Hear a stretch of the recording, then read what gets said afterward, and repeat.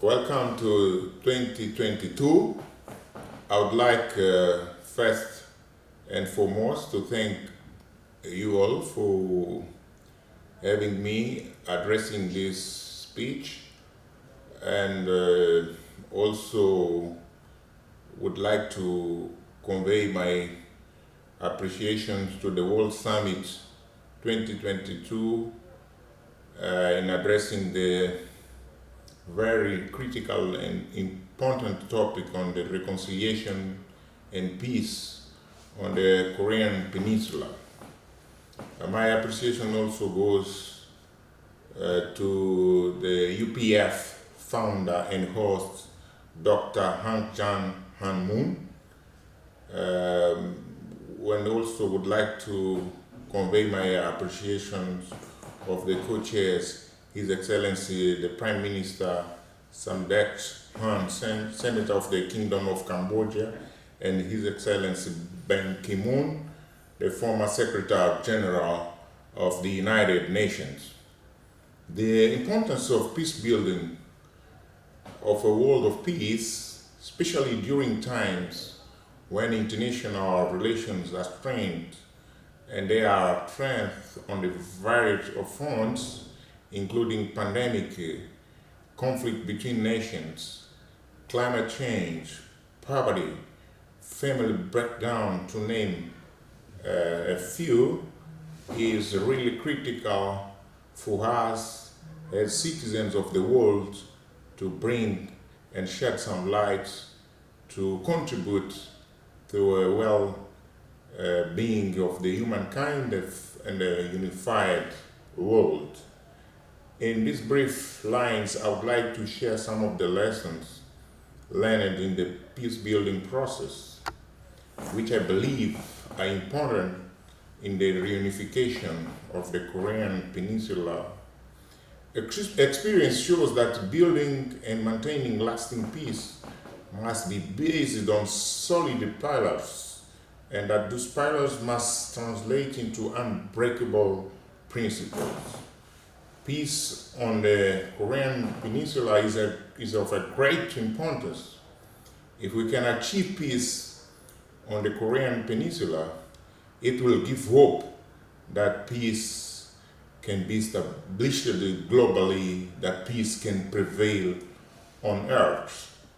The steps we take to generate and create a breakthrough for peace in the Korean Peninsula can be emulated by other nations, no matter if they are developing nations or a developed world. The situations in the Korean Peninsula is made complicated by geopolitical competition among superpowers, not only during the 20th century Cold War, but even today. So this is still very critical and actually need strong voices from leadership all over the world to support and generate peace in the Korean Peninsula. We must work together towards peace building, mutual respect, reconciliation, and cooperation.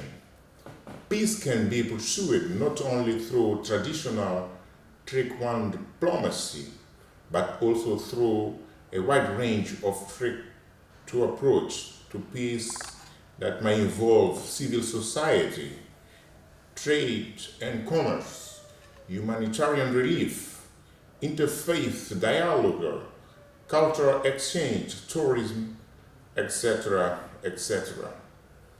An effective political strategy is also, in my understanding, a precondition for success. Peace building is an instrument, not only a strategy. To be successful, peace operations must be embedded in effective political strategy and peace process, not only to substitute this framework. Without a viable political strategy, peace operations should not be an automatic response. Thus, I can conclude, to not take long in my speech, that we need really to strategize, and coordination is a key.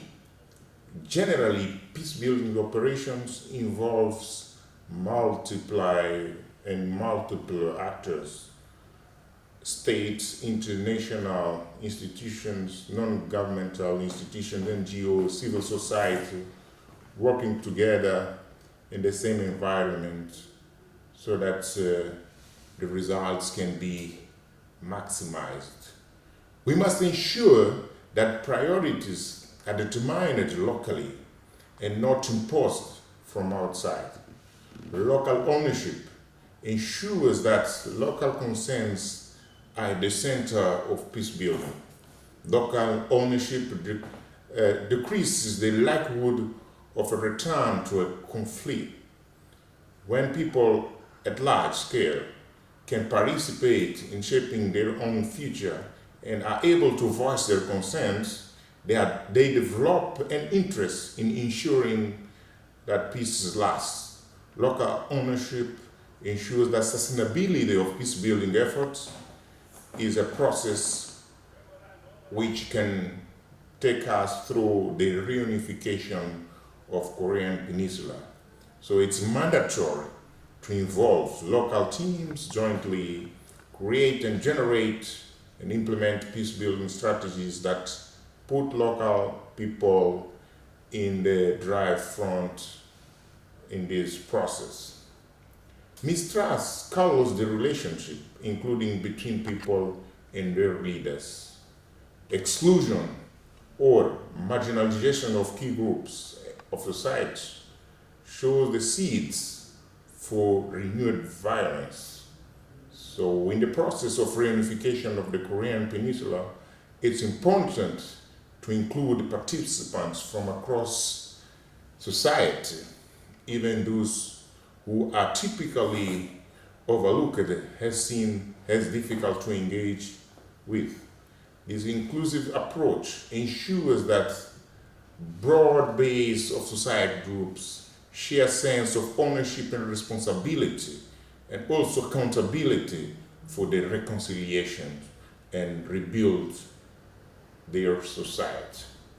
I thank you, everyone, and I wish that this 2022 will bring hope and will take us jointly, these joint efforts, our wishes, our dreams, our prayers towards the reunification of Korean Peninsula.